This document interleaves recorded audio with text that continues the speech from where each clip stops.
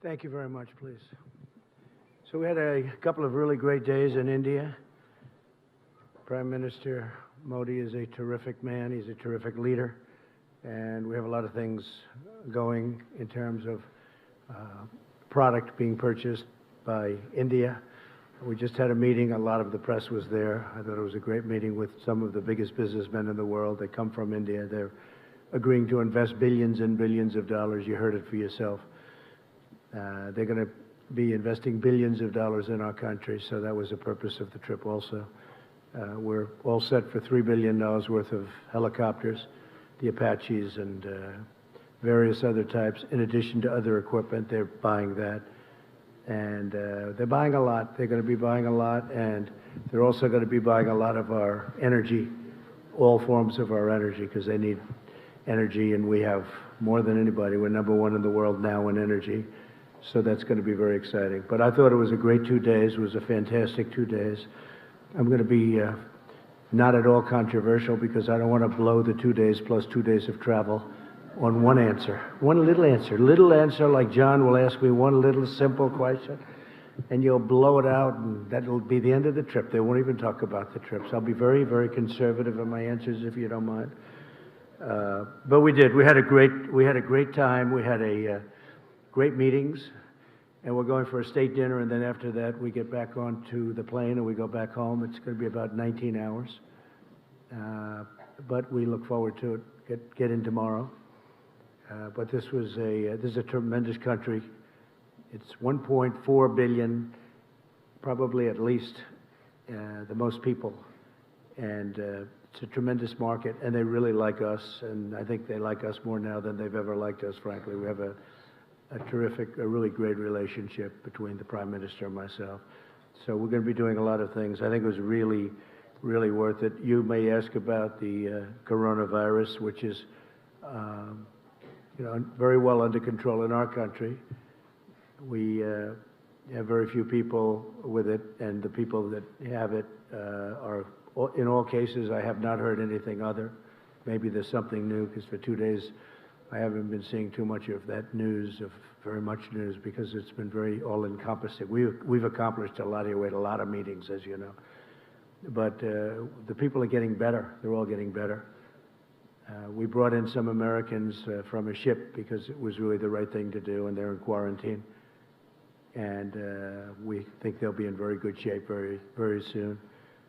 We discussed a lot of different elements. We actually discussed the coronavirus, and at this moment, India doesn't have much of a problem, they feel.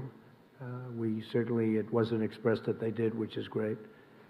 And I think that whole situation will start working out. A lot of talent, a lot of brain power is being put behind it. $2.5 billion we're putting in. I see that Chuck Schumer criticized that he thought it should be more. And if I gave more, he'd say it should be less. It's automatic, with these characters. They're just not good for our country. If I gave more, he'd say it should be less. But that's what they do. In the meantime, that's all they can do. They're not getting anything done. We have so many things we could get done. We could so easily do prescription drug. Last year was the first year in 51 years where prescription drug prices went down. But we could drive them down really well if we had the Democrat votes. We need some additional votes. We would really drive them down, as you know. So with that, I think what we'll do is take some questions, and we'll go to a nice state dinner, and then we go home. Yeah, John, go ahead. Mr. President, you just addressed coronavirus, so I will put that aside for the moment. You tweeted about Justice Sotomayor yesterday, saying that she and Justice Ginsburg should recuse themselves from future cases dealing with the administration. What is the basis for your opinion on that? Well, it's very obvious. I always thought that, frankly, that Justice Ginsburg should do it because she went wild during the campaign when I was running. I don't know who she was for. Perhaps she was for Hillary Clinton, if you can believe it. But she said some things that were obviously very inappropriate. She later sort of apologized. I wouldn't say it was an apology, but she sort of apologized. And then Justice Sotomayor said what she said yesterday. You know very well what she said yesterday. It was a big story. And I just don't know how they can not recuse themselves for anything having to do with Trump or Trump-related. The right thing to do is that. Now, as a Supreme Court justice is a different standard, but at the same time, I think it's a higher standard in a certain sense. So they'll have to decide what to do. But her statement was so inappropriate when you're a justice of the Supreme Court. And it's almost what she's trying to do is take the people that do feel a different way and get them to vote the way that she would like them to vote. I just thought it was so inappropriate. Such a terrible statement for a Supreme Court justice. What was inappropriate about the statement? I'm not an attorney, so I can't really look Well, you into know what the these. statement But was, John. It well, was- she seemed to criticize the White House for running to the Supreme Court at the drop of a hat to seek a stay. No, I don't think that was it.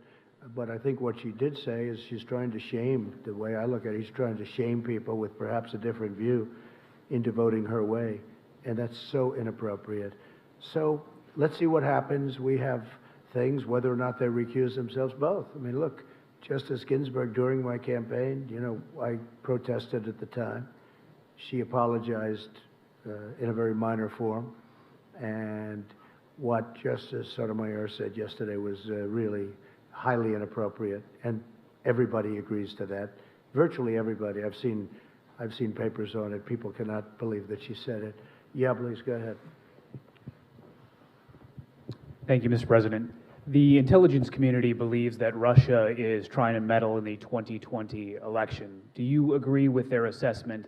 And what is your message to Vladimir Putin about potentially interfering regardless of the candidate they support? Well, you know, what I'm reading, and again, I'm over here for the last number of days, but they went to see Bernie, and they told Bernie about something having to do with they want Bernie to win. They did not tell me. Intelligence never told me, and we have a couple of people here that would know very well.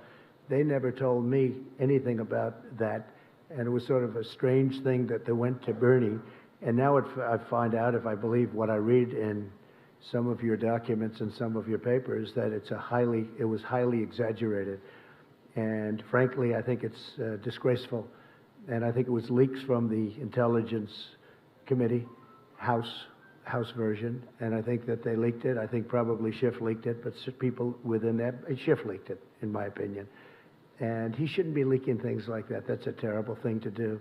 But basically, they would like to see Bernie is probably winning, and looks like he's winning, and he's got a head of steam, and they maybe don't want him for obvious reasons. So they don't want him, so they put out a thing that Russia's backing him. This is what they do. I've gone through it for a long time. I get it. I get the game better than anybody. And that's the way it is. Terrible thing to say. And they didn't say it about me. I will say this. Somebody leaked it in intelligence, but nobody ever told me that. We have Ambassador O'Brien in the audience someplace, and he can tell you that this was never discussed with us. So I think it's terrible. They ought to stop the leaking from Intelligence Committee. And if they don't stop it, I can't imagine that people are not going to go after them and find out what's happening. Yeah, please. But do you believe... Go ahead, ma'am. Mr. President, this is Madhu Bhatia Jha from Indian TV News, ABP Yes. News. And you're trying to get... मैं TV agency से हूं और in Afghanistan. So the way the deal is being worked out, what would be India's role and Pakistan's role in the region? Well, I think India would like to see it happen. I spoke with Prime Minister Modi today, and I think they would very much like to see it happen. And we're pretty close. We'll see what's going on. We've got 2 days now under our belt without violence, or I guess a minimum of violence. And we'll see what happens. But people want to see it. It's very interesting, that one is. Everybody's happy about it. Even people that are normally against me, like 99.9% of the time. Because we've been there for 19 years, and everybody would like to see it happen. I was actually surprised. I thought the Schumers of the world would say whatever the opposite is, because that's all they can do, cry and chuck. But people are they're really happy to see that we're trying very hard. We'll bring it down to 8,600, and from there we'll make a decision as to what the final outcome would be. But there's been tremendous praise for the fact that we're doing something. Other administrations have tried to do something. In particular, the previous administration, for a long time, they were never able to get anything done. And we're really serving not as a military force as we are a police force. And we're not a police force. they have to police their own country. We're not a police force. It's like law enforcement. And that's the way it is. So we'd like to, after 19, I can tell you, after 19 years, we'd like to bring our young people back home, bring them, that's where they want to be. And we'll always have intelligence there. We'll have other things there, but we'd like to bring them, for the most part, we'd like to bring them back home. We want to watch the area. The area is a hotbed of problems. And when we bring them home, we'll let them know that if something happens, we will hit them so hard. And we could win that easily if I wanted to kill millions of people. I don't want to kill millions of people, innocent people. We could win that very easily. We don't have to act as a police force. We could act as a military force to win, not a military force to just take care of things in that very, very difficult part of the world. It's a very difficult part, very dangerous part of the world. So let's see what happens. So far, so good. So far. But I'm very impressed with the kind of kudos we're getting. Yes, please. Mr. President, namaste.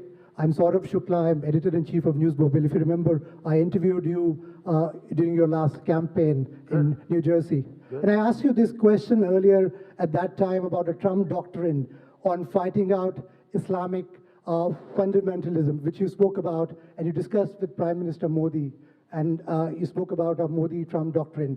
So what is your roadmap to fight out Islamic radical terrorism? Well, I don't think anybody's done more than I have, if you look, because I came in, and if you check your maps and look at Iraq and Syria, it was all over. In fact, they had it painted a certain color. I won't tell you what color, because it doesn't matter. Somebody will say it was a Republican color, so I don't want to get people confused. But it happened to be red, and it was basically trying to show where ISIS was in those areas. And it was out of control. And I gave the orders, and we have 100% of the caliphate. We have tens of thousands of people in prisons now. They're being guarded by the Kurds and others.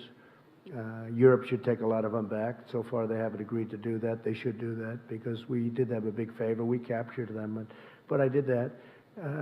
We killed al-Baghdadi a few months ago, and Soleimani is gone. He's no longer putting roadside bombs all over the place. Somebody else may be, but he was the father, the king of the roadside bomb. All of those young people that you see with missing legs and arms. I've seen every combination. The legs are gone. You go over to Walter Reed. I have to say the doctors at Walter Reed are incredible what they're able to do. Incredible. But that's what his thing was. He thought that was a beautiful weapon, roadside bombs. It's a coward's bomb. And all of these young people that have been so badly hurt, and we did a big favor. In addition to that, as you know, Hamza bin Laden is now gone, and he was looking to do damage, and he's gone. And Al-Qaeda last week, you saw what happened there. Absolutely. So nobody's done more than what I've done. And but at the same time, Russia should do it, Iran should do it, Iraq should do it, Syria should do it. You know, we're in a different part of the world. We're doing it. Everybody says you're the only ones that can do it. Well, at some point, these other countries, I mean, Iran should do it. Iran hates ISIS, and they should do it. And we've done a great job. We've taken our soldiers essentially out of Syria, except for little hot spots that we forget, will do, that develop. But we've taken the oil, and the soldiers we have there are the ones guarding the oil. We have the oil. So that's all we have there. And now we have, if you look, we are down to a small force in Iraq, and we're down to a small force very shortly, but right now even we have a small force in Afghanistan. And so we're moving out and moving around, but the only soldiers we have in terms of Syria, the predominant number of soldiers are the ones guarding the oil. What about terror groups in Pakistan, sir? That's a big concern in this region, and there are a lot of terror groups who pose dangers to the United States and democracies like India as well, sir. No, I agree, but you also have other countries that can do this. The United States is 8,000 miles away, and they're all saying, could you do it? Yeah, we could do it. We've been doing it for a long time, but I've been doing it much better than anyone else has done it. I mean, what we've done in the last couple of years has been incredible. We have 100% of the caliphate. Remember, we had 99%. I'd say, good, we're leaving. And I was hit with people couldn't believe it. They said, do 100. So we did 100. I did 100 with some great generals that knew exactly what they were doing. They were unbelievable. We took 100% of the caliphate. And we have thousands of prisoners right now locked up. And these are ISIS fighters and killed thousands. Not that I want to do that. I don't want to do that. But that's what we had to do. And when I came in, ISIS was all over the place. It was totally out of control. Please. Thank you. While you've been here in the country, in the capital, northeast part of Delhi, there have been violent clashes. Police have been killed, some demonstrators, 9 deaths so far, we hear, and about 100 plus injured. What did Prime Minister Modi say to you about this amended citizenship law? And how concerned are you about this kind of religious violence in India? So we did talk about religious freedom, and I will say that the Prime Minister was incredible on what he told me. He wants people to have religious freedom, and very strongly. And he said that in India they have worked very hard to have great and open religious freedom. And if you look back and look at what's going on relative to other places especially, but they have really worked hard on religious freedom. I asked that question in front of a very large group of people today, and he talked about it. We talked about it for a long time, and I really believe that's what he wants. As far as the individual attack, I heard about it, but I didn't discuss that with him. That's up to India. Yeah, go ahead, please. Hi, sir. Emily Gooden with the DailyMail.com. I was wondering, do you think justice was served in the Harvey Weinstein case? So I was never a fan of Harvey Weinstein, as you know. In fact, he said he was going to work hard to defeat me in the election. How did that work out, by the way? I'm trying to figure that out. He was a person I didn't like, never liked. I don't know too much about the case because, as you know, I've been over here between traveling and being at meetings almost every hour of the day, every minute of the day. I haven't been able to really see too much of it. But I was just not a fan of his. I knew him a little bit, not very well. I knew him because he was in New York. Not a person that I like. I will say the people that liked him were the Democrats. Michelle Obama loved him. Hillary Clinton loved him. And he gave tremendous money to the Democrats. And I guess my question is, will the Democrats be asking for that money back? Because he gave a lot of money to the Democrats. And, you know, it's too bad, but that's the way it worked out. Yeah, Peter? I just want to follow up on that very quickly, if I can, Mr. President. Then I have a question that I wanted to ask you. But just on the Harvey Weinstein situation, this is being viewed as a milestone for the Me Too movement. What message can you, as president, deliver to women in America who are still afraid to come forward and share their stories of sexual harassment and assault? Well, again, I don't know the actual results. I haven't seen too much because I've been in India, as you know. Aside from this case, just broadly. I think that from the standpoint of women, I think it was a great thing. It was a great victory, and sends a very strong message. Very, very strong message, Peter. Yeah, please. Can I follow up with my question? I just wanted to follow up on hers quickly. Can I, on coronavirus specifically, Mr. President, in 2014, when the Ebola situation was very concerning to so many Americans, you tweeted, "Ebola patient will be brought to the U.S. in a few days. Now I know for sure that our leaders are incompetent." In all caps, you wrote, "Keep them out of here." More than 20 Americans have now been brought back to the United States with coronavirus. By your own measure, does that mean that your government has been incompetent? Are you pleased with the response? There's a big difference, in case you don't know, between Ebola and coronavirus. Big difference. It's like day and night. And I felt that we should bring them back. They're Americans. We should bring them back. With Ebola, it's very explosive. It's very terrible. We're making tremendous strides on Ebola with the things that we're doing, as you know. Isn't some of the money that you're requesting? Sorry, please. Let me answer the question. But there's a vast difference in bringing, especially in around 14, was that 14 or 12? And at that time, nobody had ever even heard of Ebola or ever conceived of something where you basically, people would disintegrate.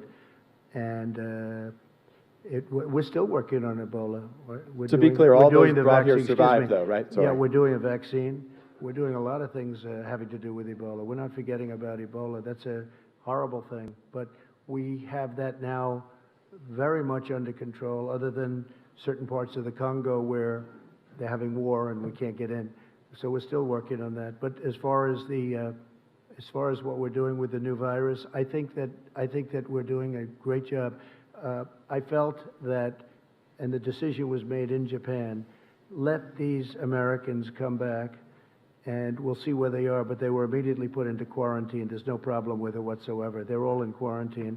And as you know, I approved $2.5 billion for just that purpose, and also for working and getting a vaccine. For clarity, those with Ebola, when they were brought here, were quarantined, and all of the Americans also survived, right? But the level of death with Ebola, at the time it was a virtual 100%. But none of the Americans who came here. There's a very good chance you're not going to die. It's just it's very much the opposite. You're talking about 1 or 2%, whereas in the other case it was a virtual 100%. Now they have it. They have studied it. They know very much. In fact, we're very close to a vaccine. Yeah, please, go ahead. Go ahead, Peter. Oh, all right. Hi, I'm Swati Chandrasekhar from TV5 Network. Thank you. So how do you define, differentiate, and deal with the love of yours for Indians in India and Indians' love for H-1B visa in America? So how do you differentiate this? Yeah, we're talking about the H-1Bs, and we are, look, the relationship we have, this is not from me, this is from almost everybody that saw it. They say in the history of India, which has a long history and a brilliant history in so many different ways, there's never been a reception given to somebody like was given, and I would like to say for the United States of America, but nobody else that came here got the kind of reception we got. It was 125,000, I think, seats they had yesterday. They were full. You had thousands and thousands of people outside. Prime Minister Modi was telling me thousands of people outside. That's not uncommon for me, to be honest with you, but when I look at 125,000 seats, and that was an incredible scene yesterday. In addition, all of those people lined up from the airport to the event. It was an incredible thing. Nobody's ever seen anything like it. The ambassador just told me that he's been in India for a long time. He's never seen, in fact, both ambassadors, our ambassador and the ambassador from India, said in 40 years he's never seen anything like it, what took place yesterday and, earlier than that. But yesterday, they've never seen anything like it. So it was a great compliment. It was a great compliment to our country. I'm the leader of the country, but it was a great compliment to our country. But Prime Minister Modi said today they've never, ever had any event like that. In fact, they said usually when somebody comes in, they have to look for people to fill up the areas. They said there was something very special. Look, it's a massive country in terms of its population, and people just wanted to pay their respect to the United States, and so I appreciate it. I was a recipient in a sense, but I was just really representing the country. Yeah, Peter, go ahead. Thank you. Sorry, thank you, Mr. President. Appreciate it. Go ahead. Mr. President, your newly installed personnel director has begun talking with agencies about finding people in the government that are not loyal to you and perhaps moving them on. How large a list do you imagine this will be? Is this a big problem in your mind? Can you describe for us the scale of the problem as you see it? Yeah, I don't think it's a big problem. I don't think it's very many people. I think we had a whistleblower who was a fake, because if you look at the whistleblower as an example, if you look at his report and then you compare that to the transcripts, it bore no relationship.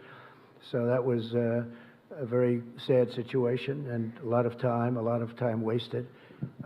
Although, as you will admit, in fact, you wrote very nicely, I appreciate it, the poll numbers have gone up very much, but that's not appropriate to have to benefit by something like that. Then there was supposed to be a second whistleblower.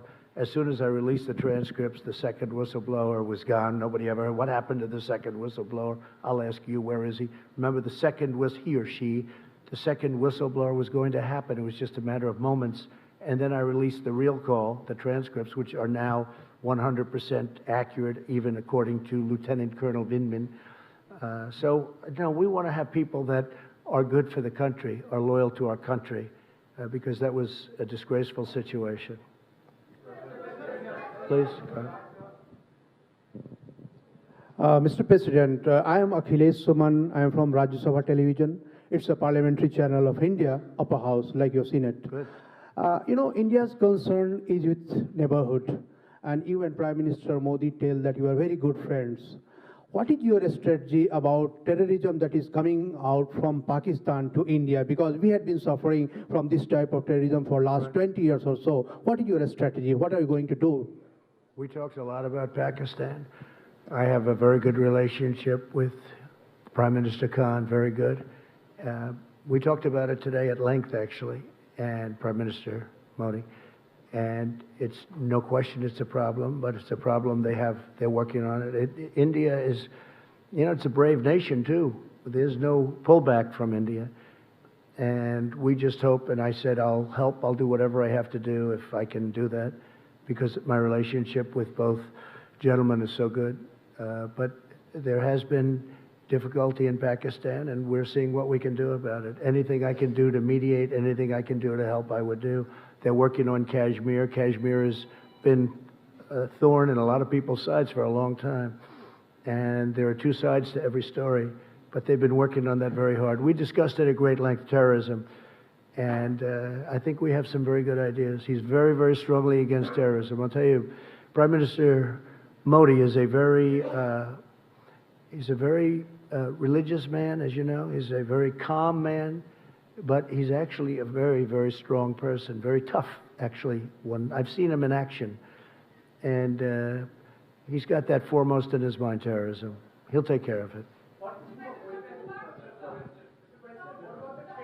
Please. Go ahead. You, right here. That's fine. Right there. Mr. President, thank you. The backbenchers have been waiting for far too long. I'm Richa from Business Line, and we would like to take you to your today's meetings. Before coming to India, you said trade deal will be later, but of course sometime soon. In the morning, you spoke about energy security and energy deal, and you are already the 5th supplier to our country.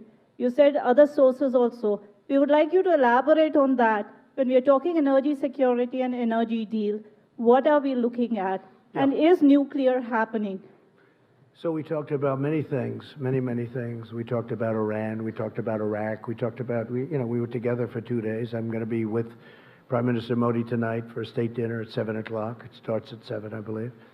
And we talked about exactly all of the things that you're talking about. We also talked about tariffs, because as you know, India is probably the highest tariff nation in the world, meaning charging tariffs to outsiders. And I said, we have to stop that. We have to stop it, at least as it pertains to the United States. And I think we're understanding each other. With China, we worked a deal, and we worked it because of the tariffs, and I was able to leave the tariffs on. That will take care of phase 2. We still have 25% on $250 billion.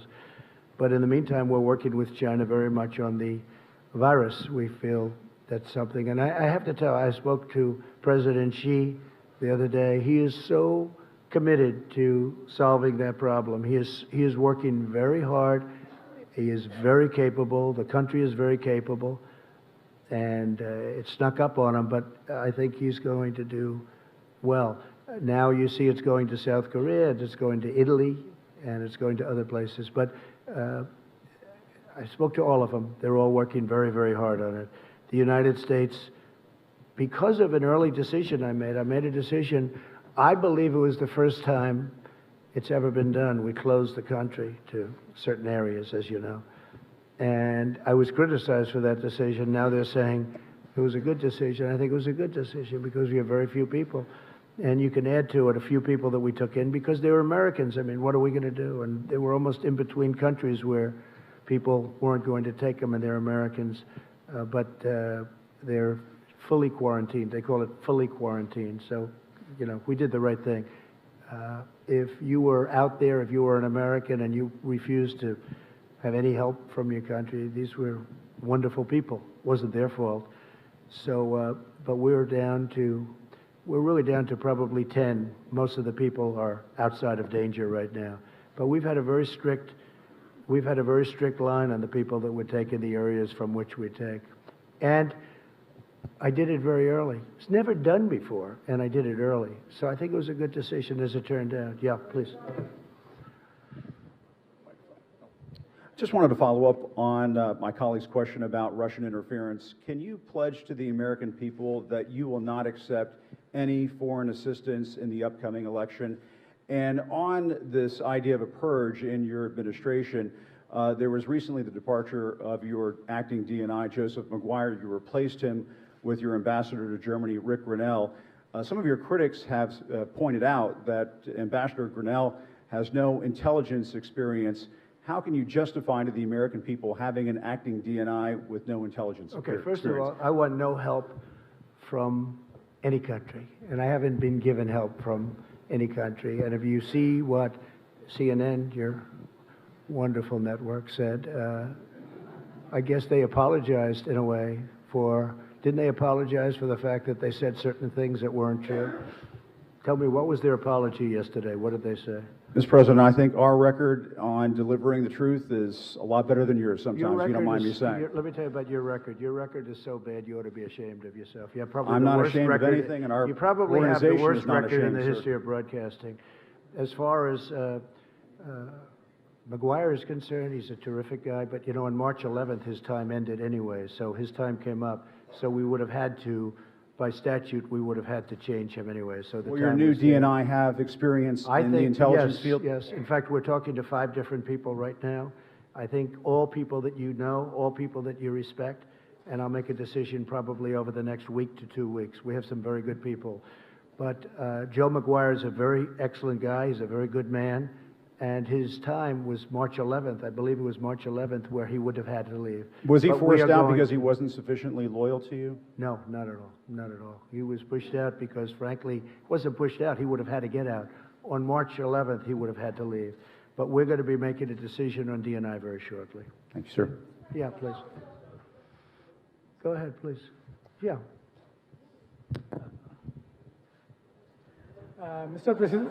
Well, that's not nice. Yeah, let her do it. Let's go one I by know, one. but you ripped the mic out of her hand. You can't do that. So, Boy, that wasn't very nice. He's President Trump, I hope you're having a good visit here in India. I'm Ruchi Bhatia from ET Now. We have heard from Prime Minister Modi as well as you on a long impending trade deal. It's still not happened. Even today we heard both you and him talking about how in future there is going to be one.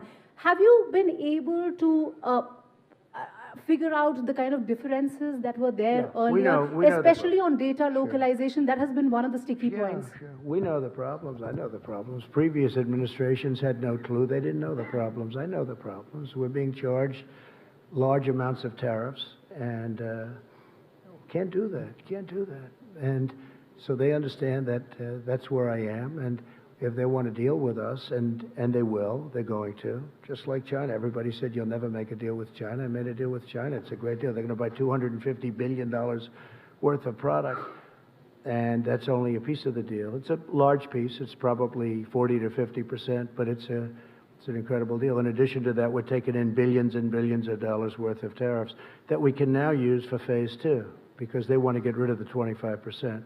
So we have the 25%, they want to get rid of it. Well, with India, India is, I think, the highest, again, I said it before, but the highest tariff when you deal with India.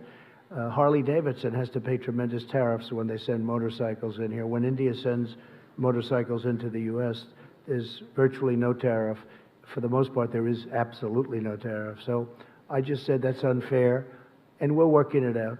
We're working it out. Go ahead. Good evening, President. I think we'll win that one easily. We're working on that. Yeah, we're working on that. Yeah. Good evening, President. This is It's Anurag not a fair Monitor. situation when one company is paying 100% in the case of numerous companies, not just Harley, but where they're paying tremendous. And actually, tariffs were raised not too long ago. And we also did something. There was a form of rent control that was, if you put it in a different sense, it was given to India, and we terminated that. You know that. We terminated it. No, we're talking. We have great discussions. Look, I can't lose this. I can't lose it. You know what? I'll never lose it. It's too easy, because I want reciprocal. It has to be reciprocal. And the money you're talking about is major, but the United States has to be treated fairly. And India understands that. The relationship is outstanding, but India understands that. We've had a tremendous deficit for many, many years with India, with everybody, you know, with frankly so many different countries. We've had a massive, massive deficit, but a large deficit, $30 billion with India. It's now down to $24 billion because of what we've been doing, but still that's too high. We shouldn't have a $24 billion deficit. With other countries, we have more than that. Japan, we're doing now $40 billion is coming in. A lot of very good deals are being made, and they'll be kicking in toward the end of the year. I would say if the deal happens with India, it will be toward the end of the deal. And if it doesn't happen, we'll do something else. It'll be very satisfactory. It'll be very good. Go ahead. Who else? President, my question is that you said at the time of the Article 370 abrogation that you would like to mediate in Kashmir, but India rejected it. No, What is your my question is something different. Wait. I didn't say that. I didn't say anything about that. I just said Kashmir, obviously, there's a big problem between Pakistan and India. And I think they're going to work out their problem, but I will say they've been doing it for a long time. Okay, my question is something different at the moment. What is your position at the moment on India's Citizen Amendment Act at the moment?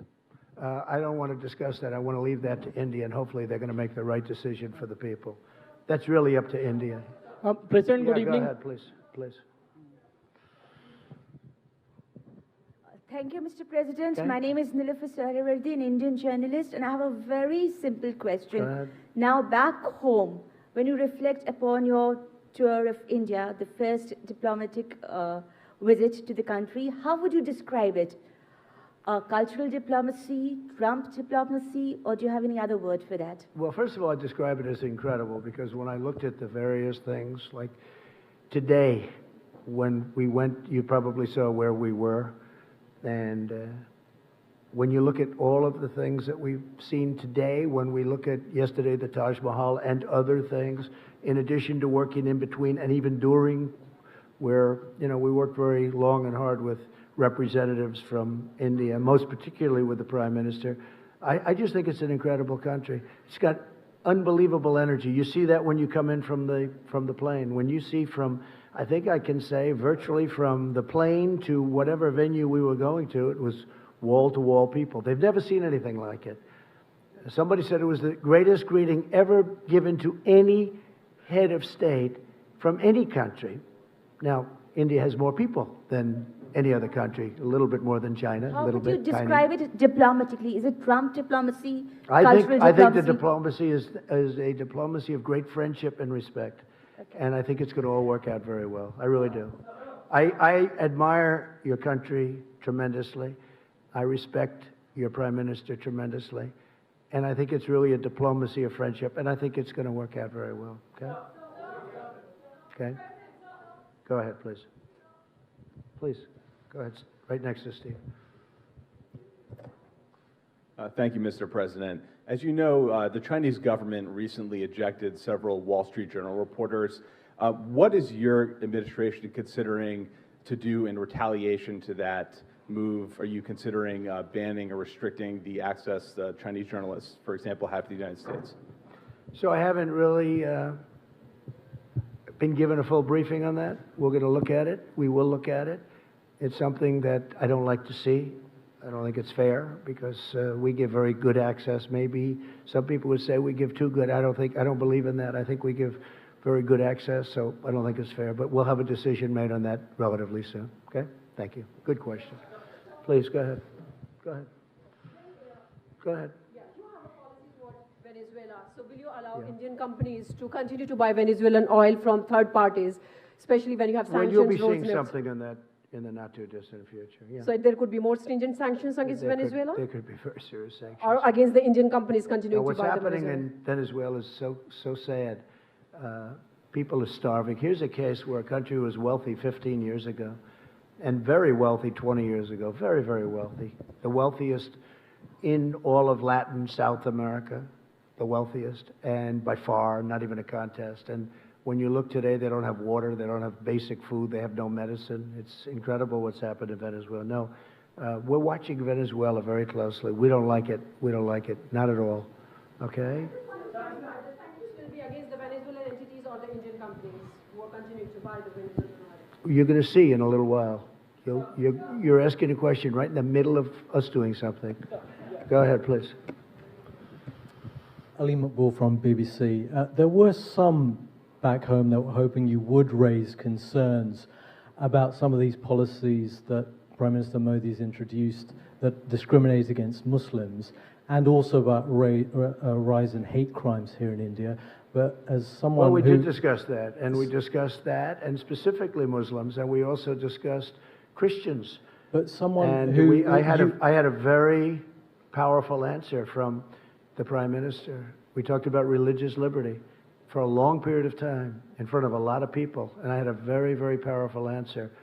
And as far as Muslims are concerned, as he told me, I guess they have 200 million Muslims in India, and a fairly short while ago they had 14 million. And he said that they're working very closely with the Muslim community. But sir, you yourself have been criticized for policies that have discriminated against Muslims, like the travel ban. There's also been a rise in hate crimes over the last couple of years in the US. So are you in a position to talk to him about those subjects? Yeah, I won the travel ban, as you probably know. A lot of people said I lost it. No, I won the travel ban, and we use the travel ban where we think there's, not based on religion, but where we think there's going to be trouble, where we're looking at certain countries. As you know, we added a few countries onto it. But we won the travel ban, and we won it in the Supreme Court. So the travel ban is not a thing against Muslims. It's a thing against areas where we don't want people coming into our country that are going to cause problems, cause harm, cause death, hurt our people. And I feel very strongly about that. Okay, please, go ahead. Thank you very much, Mr. Thank you. President. Thank you very much. Thank you. I'm Qin Yishan with Shanghai Media Group. I'd like to know, some people say that India could be to the U.S. in Asia during the 21st century what the UK was in Europe during the 20th century. How do you view it? Well, I think that India is going to be a tremendous player over the next, it's now, right? But over the next period of 50 years and 100 years, look, you're talking about the largest population in the world. You're talking about a tremendous country in terms of its heritage, its potential wealth, frankly. Right now, they have incredible potential. Economically, they have great potential. Their schooling system is getting better all the time. They're doing a fantastic job in certain sectors with respect to education. We see it. In the United States, we see it. We have a lot of Indian students coming to our schools. They're great students, and they've done fantastically well at our schools. But we have, thousands and thousands of people coming from India coming to our colleges in particular, schools, but our colleges in particular. No, India's got a phenomenal future. I mean, you can rarely think of a place that has a better future than India, and highly respected, especially with leadership like Prime Minister, right? Modi. Yeah. Go ahead. Pick one. Go ahead. So, Ritu Parna from CNBC TV 18 India. American companies have been investing in India for a long, long time. Are you satisfied with the Indian investment regime, especially on issues like multi-brand retail and e-commerce, on which companies from US have a lot of interest in? So I'm very satisfied because they're investing tremendous amounts of money. I met Mr. Patel a little while ago. He's the largest steel person in the world by far. I don't think there's even a contest. And he's going to be building $1 billion plant in Alabama. We had the press, I left him in there, always a risky thing to do. But if you see let's say we asked, answered 15 questions, they were talking about how much better it is to work in the United States now in terms of their investment. They have done a fantastic job. These are some of the biggest entrepreneurs in the world. I'm not even sure if the media really understood who they were. I knew many of them, certainly heard of all of them. The job they've done is incredible. But Mr. Patel, who's the biggest steel company, certainly the biggest steel individual, but I think he's the biggest steel company by a lot. He's investing billions of dollars in the United States, and he's only doing it because of what I've done to bring back the steel industry. The steel industry was dead, absolutely dead in the United States, and now it's a vibrant industry. It's incredible. And we need it. Again, we need it for defense. It's not just like certain industries that you don't need. We need it for defense. but he was glowing, and one of the reasons he's spending $1 billion in Alabama and more money in other places in the United States is because we brought it back. So we're very proud of that. So I think what we'll do is we're going to see some of you on the plane on the way back. It's been an honor to be here. It's an incredible place with incredible leadership and an unbelievable future. And I just want to thank you all, and I'll see you back in the States. And I think some of you are on the plane, and we can talk a little bit on the plane too. Thank you very much, everybody. Thank you very much.